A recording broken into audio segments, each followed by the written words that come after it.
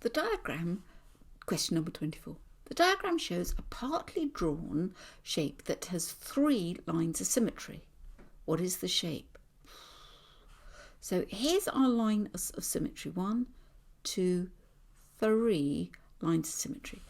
Do you know what I'm going to do? We're just going to write on this one. And for reasons best known to itself, it's not going to let us.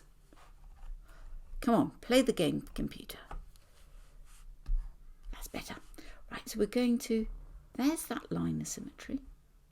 And so this line, if it was reflected in here, would go something like that. Do you agree? It's about the same length. It goes off at about the same angle. Now let's find another line of symmetry. Let's try this one. So there's your mirror. Beautifully straight line, you have to admit it. Put your mirror there, and then this line would go off at about the same angle, same length. Oh, look, it joins up there. So what is the shape? It is an equilateral triangle, because they're all the same length. Whew, that was difficult, wasn't it? I can feel my brain hurting, throbbing with it. I hope yours isn't. See you soon.